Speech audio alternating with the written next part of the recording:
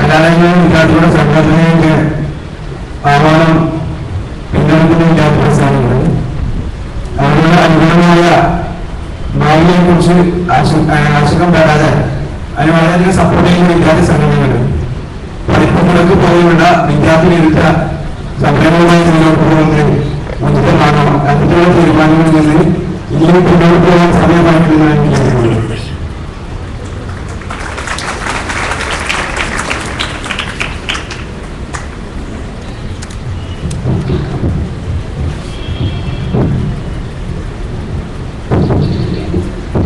കേരളത്തിലെ വിദ്യാർത്ഥികൾ അവരുടെ സമരരൂപങ്ങളിൽ ഏറ്റവും പരമ്പരാഗതമായ ഒരു സമരരൂപമാണ് പഠിപ്പ് മുടക്കൽ.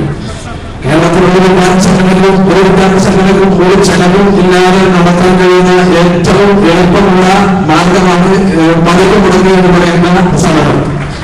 കേരളത്തിൽ ഒരാഗ്രഹം ഞങ്ങളൊരു സ്റ്റേറ്റ്മെന്റ് കൊടുത്തുകഴിഞ്ഞാൽ കേരളത്തിലെ മുഴുവൻ കലാലയങ്ങളിലും പഠനം മുടങ്ങുന്ന ഒരു സാഹചര്യം കേരളത്തിൽ നിലവിലില്ല.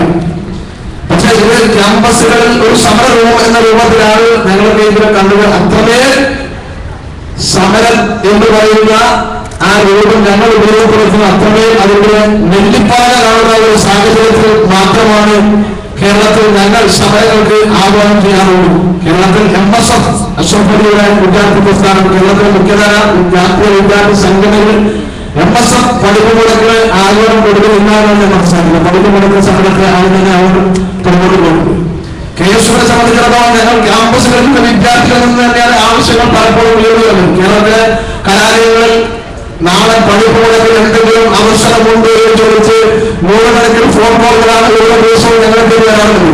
പഠിപ്പ് മുടക്ക് പ്രഖ്യാപിച്ചിട്ടില്ലെങ്കിൽ തന്നെ സംഘടനകൾക്ക് ക്യാമ്പസിനകത്ത് യൂണിറ്റിനകത്ത് സംഘടനാപരമായ വിഷയമായി വരുന്ന ഒരു വല്ലാത്ത പ്രതിസന്ധിയും ഞങ്ങൾ നേരിട്ടുകൊണ്ടിരിക്കുകയാണ്.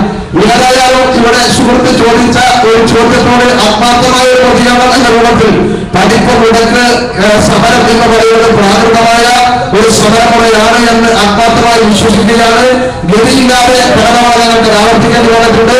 അതിനെ സംബന്ധിച്ച് ഈ സംഘടനകൾക്ക് ഒരു പുനർവിചിന്തനം നടത്താൻ ഒരു ചർച്ചയ്ക്ക് ഒരു തുടക്കം ഞാനിടോട് പുറത്തിറങ്ങിക്കൊണ്ട് ഈ ചോദ്യത്തോട് പോകും.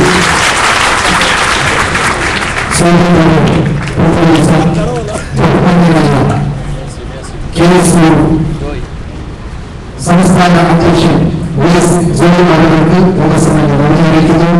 അടുത്തതായി MSFന്റെ സംസ്ഥാന അമേരിക്കനായുള്ള നിങ്ങളുടെ അഭിപ്രായ പ്രകടനമാണ്.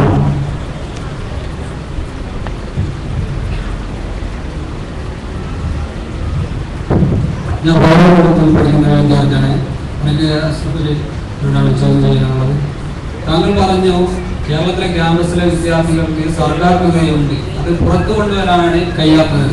എനിക്ക് ചോദിക്കാനുള്ളത്, 6 മാസം കൂടി വരുമ്പോൾ നടക്കുന്ന പരീക്ഷയും സെമസ്റ്റർ പരീക്ഷയും ഒരു ദിവസം 5 അവറിൽ 1 അവർ കട്ടായാൽ ഹാഫ് ഡേ ലീവ് പ്രഖ്യാപിക്കുന്ന കോളേജ് അജണ്ടയിലൂടെ അക്കാദമിക് ലെവലിലൂടെ കൂടെ പുലർത്തുന്ന ഒരു വിദ്യാർത്ഥിക്ക് എങ്ങനെയാണ് സർക്കാർ തുക പുറത്തു കൊണ്ടുവരാൻ കഴിയുക? അതിനുവേണ്ടി താങ്കൾ വർഷങ്ങളോളം പ്രാതിനിധ്യം ചെയ്യുന്ന സംഘടന എന്താണ് ഇവിടെ പ്രവർത്തിച്ചിട്ടുള്ളത്? SI ഒക്കെ അതിനെതിരെ പ്രവർത്തിച്ചു തുടങ്ങിയിട്ടുണ്ട്. MSF അതിനെതിരെ എന്താണ് ഇതാക്കിയിട്ടുള്ളത്? അതുപോലെ തന്നെ ഇപ്പോൾ ഫറൂഖ് കോളേജ് അടച്ചിട്ടിരിക്കുകയാണ് ഇലക്ഷൻ നടത്താതിന്റെ പേരിൽ. അപ്പോൾ അതിനൊക്കെ ഇതാണ് വിദ്യാർത്ഥി പ്രസ്ഥാനങ്ങൾ ചെയ്യുന്നത്.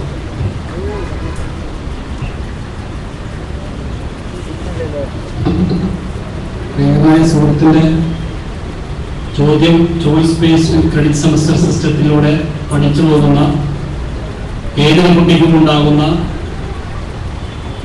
ഒരു നിലനിൽപ്പാണ് എന്ന് ഞാൻ ആദ്യം വിശ്വസിക്കുന്നത്. ഞാൻ നേരത്തെ പറഞ്ഞതിൽ നിങ്ങൾ ചോദിച്ച ചോദ്യത്തിനൊക്കെയുള്ള ചില ഉത്തരങ്ങളുണ്ട്. സാഹചര്യങ്ങളുടെ മാറ്റങ്ങൾ സ്വാഭാവികമായും വിദ്യാർത്ഥികളിൽ ക്രിയാത്മകമായ ഇടപെടലുകൾക്ക് അവസരങ്ങളില്ലാതാക്കി മാറ്റുന്നുണ്ട്. 3 വർഷമായിട്ടുള്ള കേരളത്തിൽ choice based credit semester system നടപ്പിലാക്കിയില്ല. എന്നാൽ ലോകത്തിന്റെ പല ഭാഗങ്ങളിൽ വർഷങ്ങളുടെ പഴക്കമുള്ള ഈ സമ്പ്രദായം നമ്മുടെ നാട്ടിലേക്ക് കൊണ്ടുവന്നപ്പോൾ അതിന് വളരെ വലിയ വില വിദ്യാർത്ഥികൾക്ക് നൽകേണ്ടി വന്നിട്ടുണ്ട്. വിദ്യാർത്ഥികൾക്കുണ്ടായിട്ടുള്ള ഈ പ്രയാസങ്ങൾ പരിഹരിക്കുന്നതിന് വേണ്ടി പല വിധത്തിലുള്ള ഇടപെടലുകളും നടത്താൻ അധികാരികൾ തയ്യാറായിട്ടുണ്ട്. ഈ ചോദ്യവുമായി ബന്ധപ്പെട്ട് നാളെ ഇവിടെ സർവകലാശാലയുടെ സിൻഡിക്കേറ്റ് മെമ്പർ എന്ന രൂപത്തിൽ കൂടി ഞങ്ങൾ പറയാൻ ആഗ്രഹിക്കുകയാണ്.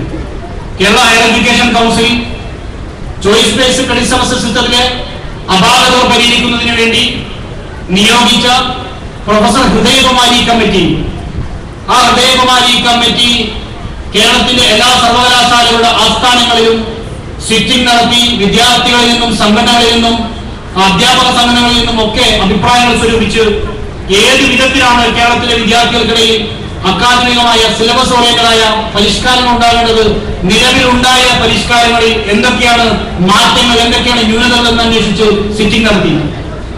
നിങ്ങൾക്ക് വേണമെങ്കിൽ ആ കമ്മിറ്റിയുടെ തിരുവനന്തപുരത്തെ ആസ്ഥാനത്ത് പോയി അന്വേഷിക്കാം. MSF ഒഴികെ ഒരു സംഘടനയും ആ കമ്മീഷന് മുമ്പാകെ ഹാജരായി അവരുടെ അഭിപ്രായങ്ങൾ പറഞ്ഞിട്ടില്ല. പുറമെ സെമിനാറുകൾ നടത്താൻ, അതുപോലെ തന്നെ പല വിധത്തിലുള്ള പ്രക്ഷോഭങ്ങൾ നടത്താൻ പോസ്റ്റർ ഒട്ടിക്കാനൊക്കെ പല സംഘടനകൾ ഉണ്ടായിട്ടുണ്ടായേക്കാം. ലോപ്പസ് മാത്യു എന്ന് പറയുന്ന ആ ഒരു അധ്യാപകന്റെ കൺവീനർ, അവരുടെ അംഗങ്ങളുടെ പേരും അതിന്റെ കമ്മീഷൻ റിപ്പോർട്ടുമുണ്ട്. ഹയർ എഡ്യൂക്കേഷൻ കൗൺസിൽ പോയി നമുക്ക് അന്വേഷിക്കാം.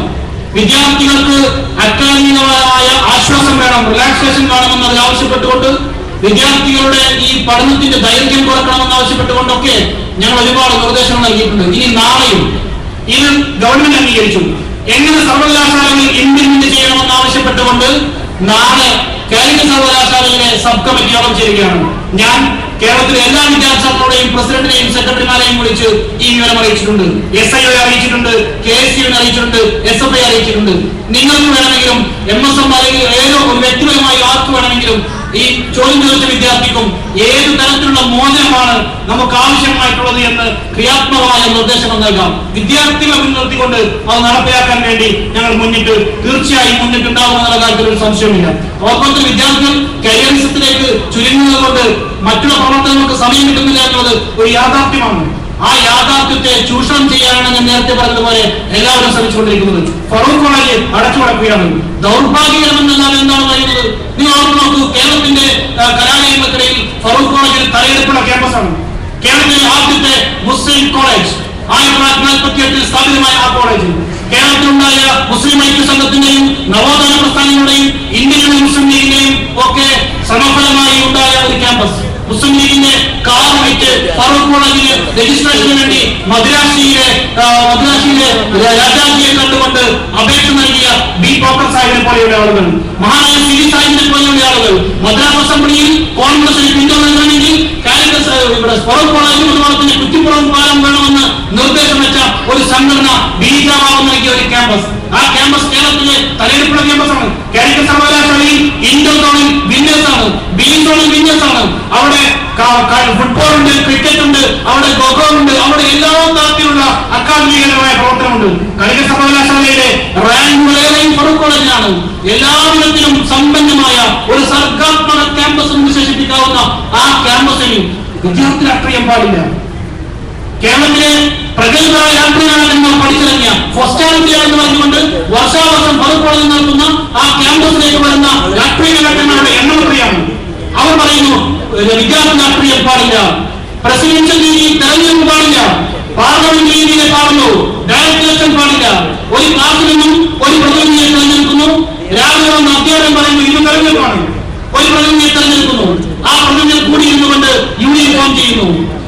4ാം ക്ലാസ്സിൽ പഠിക്കുന്ന കുട്ടിക്ക് സ്കൂൾ പാർലമെന്റിൽ എങ്ങനെയാണ് വോട്ട് ചെയ്യേണ്ടത്, ആരാണ് പ്രധാനമന്ത്രി, ആരാണ് രാഷ്ട്രപതി, ആരാണ് മുഖ്യമന്ത്രി, ആരാണ് സ്പീക്കർ എന്ന് പറഞ്ഞുകൊണ്ട് കേരളത്തിൽ തെരഞ്ഞെടുപ്പിന്റെ രീതികൾ പഠിപ്പിക്കാൻ നോക്കുമ്പോഴാണ് വോട്ട് ചെയ്യാൻ കഴിവുള്ള തദ്ദേശ ഭരണ സ്ഥാപനങ്ങളിലും നിയമസഭയിലേക്കും പാർലമെന്റിലേക്കും വോട്ട് ചെയ്യാൻ വ്യക്തിപരമായി അവകാശമുള്ള ഒരു കുട്ടിയോട് പറയുന്നത് നിന്റെ ചെയർമാനെ നീ നേരിട്ട് തെരഞ്ഞെടുക്കണ്ട, നിന്റെ യൂണിവേഴ്സിറ്റി നോക്കുന്നത് നീ നേരിട്ട് തെരഞ്ഞെടുക്കണ്ട, ആ തെരഞ്ഞെടുക്കേണ്ടത് നിന്റെ ക്ലാസ്സിൽ നിന്ന് ജയിപ്പിച്ചു വിടുന്ന ആളാണെന്ന് പറഞ്ഞാൽ അതിനെ അംഗീകരിക്കാൻ കഴിയാത്തത് കൊണ്ട് വിദ്യാർത്ഥി സംഘടനകൾ അവിടെ സമരത്തിലേർപ്പെട്ടു. സമരത്തിലേർപ്പെടുമ്പോഴോ അനിശ്ചിതകാലത്തെ കോളേജിറക്കുക, എത്രയോ ബാലിശമായ തീരുമാനം അനിശ്ചിതകാലത്തെ കോളേജിറക്കുക എന്ന് പ്രഖ്യാപിക്കുന്നു പ്രിൻസിപ്പൽ. സമയത്തിന്റെ കാര്യങ്ങൾ പക്ഷേ ഇതിൽ ഒരു ഗൗരവമായ വിഷയമായതുകൊണ്ട് 5 മിനിറ്റ് കൂടി എനിക്ക് തരണമെന്നാണ് പറയുന്നത്. ഈ പ്രിൻസിപ്പൽ ഉൾപ്പെടെയുള്ള മാനേജ്മെന്റുകൾ അനിശ്ചിതകാലത്തേക്ക് കോള അടച്ചിടുന്നു. അവിടെയുള്ള വിദ്യാർത്ഥികളെ പഠനം നടത്തുന്നില്ല. ഒരു സമയത്ത് ഒരു വിദ്യാർത്ഥികളോ വിദ്യാർത്ഥി സമിതി അവിടെ MSFും KSUവും SLOയും SFIയും ഒക്കെ ഒരുമിച്ചുകൊണ്ട് വിദ്യാർത്ഥി സംഘടനകളുടെ ഈ ന്യായമായ അവകാശത്തിന് വേണ്ടിയുള്ള ഒരു മുദ്രാവാക്യം മുടക്കിയാൽ അടുത്തത് കൂട്ടമല്ലടിയാണ് ക്യാമ്പസ് വിടുന്നു. ഈ രൂപത്തിലുള്ള ആളുകൾ തലപ്പത്തേക്ക് വന്നാൽ നമ്മുടെ വിദ്യാഭ്യാസ രംഗവും നമ്മുടെ സാമൂഹിക രംഗവും ഏത് വിധത്തിൽ നടപടിക്കുമെന്ന് നിങ്ങൾ ഓർത്തു നോക്കൂ. കാലിക്കറ്റ് സർവകലാശാല അതിശക്തമായ നിയമം നിർമ്മിച്ചുകൊണ്ട് കേരളത്തിന്റെ ക്യാമ്പസുകളിൽ ഡയറക്ടറേഷൻ പ്രസിഡൻഷ്യൽ രീതിയിൽ തെരഞ്ഞെടുപ്പുണ്ടാകണമെന്ന് നിർദ്ദേശം കൊടുത്തതിനെ എതിർത്തുകൊണ്ട് ഹൈക്കോടതിയിൽ കേസ് ഫയൽ ചെയ്ത ആളുകളുണ്ട്. ദൗർഭാഗ്യം പറയട്ടെ, കേരളത്തിലെ മുസ്ലിം രാഷ്ട്രീയത്തെ ചോദ്യം ചെയ്യുന്നതിലേക്കാണ് ഈ കോളങ്ങളൊക്കെ മുന്നോട്ട് പോകുന്നത് എന്ന് പറയാതിരിക്കാൻ വയ്യ. എന്നാൽ ഈ ആളുകൾ ഇവർക്ക് രാഷ്ട്രീയം വേണ്ട, ഇവർക്ക് സംഘടന വേണ്ട. എന്നാൽ ഈ ആളുകളൊക്കെ തന്നെയും മന്ത്രിമാരുടെ വീടിന്റെ തിരുവനന്തപുരം രാവിലെ ഉണ്ടാകുന്ന കാര്യത്തിൽ അവർക്ക് തർക്കമില്ല. രാഷ്ട്രീയക്കാരന്റെ മൊബൈൽ ഫോണിൽ വെച്ചുകൊണ്ട് യൂണിവേഴ്സിറ്റിയിൽ നിന്നും ആനുകൂല്യങ്ങൾ നേടുന്നതിന് വേണ്ടി, കോഴ്സുകൾ നേടുന്നതിന് വേണ്ടി, ഭരണക്കാരന്റെ ആനുകൂല്യങ്ങൾ നേടുന്നതിന് വേണ്ടി ഇവരൊക്കെ രാഷ്ട്രീയക്കാർ എത്തുന്നതാകും. എന്നാൽ ഇവർക്കാർക്കും കോളങ്ങളിൽ രാഷ്ട്രീയം വേണ്ട. ഇവർക്ക് രാഷ്ട്രീയ സംഘടനയുടെ എതിർപ്പ് രാഷ്ട്രീയത്തിൽ ഞങ്ങൾക്ക് നിലനിൽക്കാൻ സാധിക്കില്ല.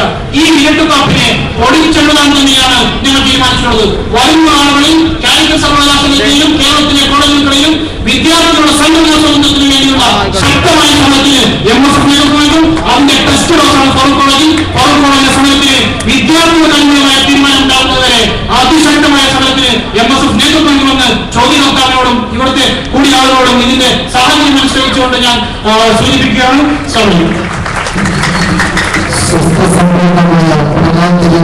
പ്രതീക്ഷ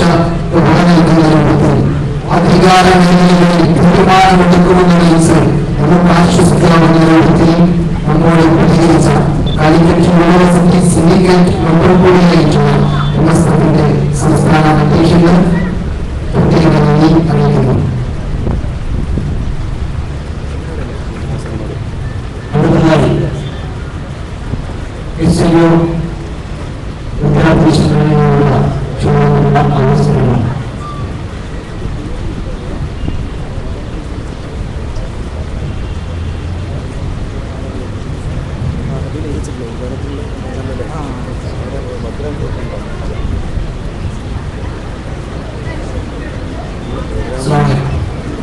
എന്റെ പേര് ഫവാസ്.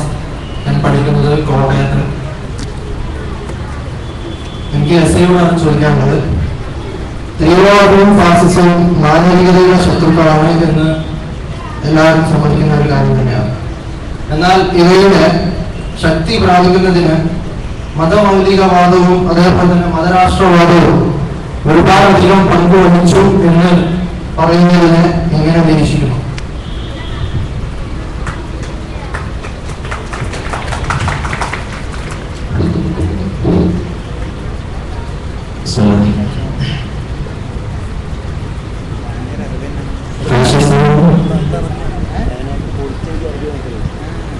ഫാഷിസം പറയുന്നതിൽ മതമൗലികവാദവും മതരാഷ്ട്രീയവാദവും എത്രത്തോളം പങ്കുവഹിച്ചു എന്നാണ് സമരം ശേഷം തോന്നുന്നു. രണ്ടും കൂടിയാണ് സംഘടനയ്ക്ക് അനുവദിച്ചിട്ടുള്ളത്. മതരാഷ്ട്രവാദവും അതുപോലെ തന്നെ മതമൗലികവാദവും ഒക്കെ വിശദീകരിക്കാൻ 2 മിനിറ്റ് വളരെ അപര്യാപ്തമാണ്. അതുകൊണ്ട് തന്നെ എന്താണ് മതരാഷ്ട്രവാദം, ആരാണ് അതിൽ പറഞ്ഞിട്ടുള്ളത് എന്നൊക്കെ അതിൽ പരിശോധിക്കപ്പെട്ടിട്ടുണ്ട്. പൊതുവെ മനസ്സിലാക്കപ്പെട്ട മതരാഷ്ട്രവാദം എന്നുള്ളത് തിയോക്രസി, ദൈവത്തിന്റെ പേരിൽ സഭ ക്രിസ്തീയതയിൽ നിന്ന് നടത്തിയ ഭരണത്തെ കുറിച്ചാണ് തിയോക്രസി മതരാഷ്ട്രവാദം എന്ന് പൊതുവെ ലോകത്തിൽ അറിയപ്പെടുന്നത്. അത് നടന്നിരുന്നത് ദൈവത്തിന്റെ പേരിൽ സ്വന്തം താല്പര്യങ്ങൾ നടത്തുക എന്നുള്ള മതപരന്മാരുടെ ഒരു സമ്പ്രദായം. അതിനെക്കുറിച്ചാണ് അങ്ങനെ വിവരിക്കപ്പെടാറുള്ളത്. അത് നമ്മളുടെ നാട്ടിൽ അത്തരത്തിലുള്ള വാദങ്ങൾ ഉണ്ടായിട്ടുണ്ടോ എന്ന് പരിശോധിക്കണമെങ്കിൽ ചോദ്യകർത്താവിന്റെ ചോദ്യത്തെ സ്വകാര്യമായിരിക്കുകയാണെങ്കിൽ SIO പ്രതിദാനം ചെയ്യുന്ന അതിന്റെ മാതൃപ്രസ്ഥാനമായ ജമാഅത്തെ ഇസ്ലാമിയെ കുറിച്ചാണ് അവിടെ ചോദ്യം ഉന്നയിക്കുന്നതെന്ന് ഞാൻ നേരിട്ട് മനസ്സിലാക്കുകയാണ്. നമ്മുടെ ജമാഅത്തെ ഇസ്ലാമി പ്രതിദാനം ചെയ്യുന്ന ആദർശം എന്ന് പറയുന്നത് ഒരിക്കലും മതരാഷ്ട്രവാദം ആയിരുന്നില്ല, മനസ്സിലാക്കപ്പെട്ട മതരാഷ്ട്രവാദം അല്ല. ഇസ്ലാം എന്ന് പറയുന്ന ഒരു ദർശനം, ആ ദർശനം അതിന്റെ ഖുർആനിലൂടെ പരിചയപ്പെടുത്തിയ ചില മൂല്യങ്ങളുണ്ട്. നീതി, സത്യം, ധർമ്മം, ഇങ്ങനെ പറഞ്ഞ ചില മൂല്യങ്ങൾ. ആ മൂല്യങ്ങളുടെ സംസ്ഥാപനമാണ് പ്രവാചകന്മാരുടെയും വേദഗ്രന്ഥത്തിലൂടെയും ഉദ്ദേശിക്കപ്പെട്ടത് എന്ന് ഖുർആൻ വിവരിച്ചു തരുന്നത്. ആ ഒരു ഉദ്യമമാണ് ഇസ്ലാമും അതുപോലെ തന്നെ അതിന്റെ മാതൃപ്രസ്ഥാനവും നിർവഹിച്ചുകൊണ്ടിരിക്കുന്നത് എന്നാണ് അതിനെക്കുറിച്ച് പറയുന്നത്. ആ നീതിയുടെ താല്പര്യത്തിൽ എല്ലാ ആളുകൾക്കും നീതി ലഭിക്കുന്ന, എല്ലാ ആളുകൾക്കും ആ അർത്ഥത്തിൽ സമാധാനം ഉണ്ടാകുന്ന ഒരു വ്യവസ്ഥിതിയെ കുറിച്ചും ദർശനത്തെ കുറിച്ചുമാണ് ജമാഅത്തെ ഇസ്ലാമി സംസാരിച്ചിട്ടുള്ളത്. അതിന്റെ വിദ്യാർത്ഥി വിഭാഗം ആ ഒരു ആദർശത്തിലൂടെയാണ് മുന്നോട്ട് പോയിട്ടുള്ളത് എന്നാണ് അതിനെക്കുറിച്ച് പറയുവാനുള്ളത്. ആത്യന്തികവാദം, മതമൗലികവാദം എന്ന് ഇവിടെ വിശദീകരിക്കപ്പെടുന്നതും ഇതുപോലെയുള്ള ആദർശത്തെ കുറിച്ചാണ്. അതായത് മതത്തിന്റെ അടിസ്ഥാനത്തിൽ സംസാരിച്ചുകൊണ്ടിരിക്കുന്ന കാര്യങ്ങളെ മതമൗലികവാദം എന്ന് അതിനെക്കുറിച്ച് വിളിക്കുകയാണ്. എന്താണ് യഥാർത്ഥത്തിൽ മതമൗലികവാദം? അത് നെഗറ്റീവായ അർത്ഥത്തിലാണ് ഉപയോഗിക്കുന്നത്. അതായത് തീവ്രമായ മതത്തെ കുറിച്ചുള്ള തീവ്രമായ വാദങ്ങൾ. തീവ്രത എന്ന് പറയുന്നത് എല്ലാ അർത്ഥത്തിലും അപലപനീയമാണ്. അത് മതത്തിന്റെ പേരിലായാലും മതേതരത്തിന്റെ പേരിലായാലും തീവ്രത അത് അപലപനീയമാണ്. മറിച്ച് ജമാഅത്തെ ഇസ്ലാമി സംസാരിച്ചുകൊണ്ടിരിക്കുന്ന ആദർശങ്ങളെ കുറിച്ച് വിശദീകരിക്കുന്ന ഈ ഒരു സമയം പര്യാപ്തമല്ല എന്നുകൊണ്ട് തന്നെ എസ്ഐഒ പരിധാനം ചെയ്യുന്ന ആദർശം അത് വളരെ ജനാധിപത്യപരമാണ്, വളരെ സുതാര്യമാണ്. ക്യാമ്പസുകളിൽ ആശയ സംവാദം ആണ് എസ്ഐഒ അറിഞ്ഞുകൊണ്ടിരിക്കുന്നത് എന്ന് മാത്രമാണ് അതിന് മറുപടിയായി പറഞ്ഞു വന്നത്.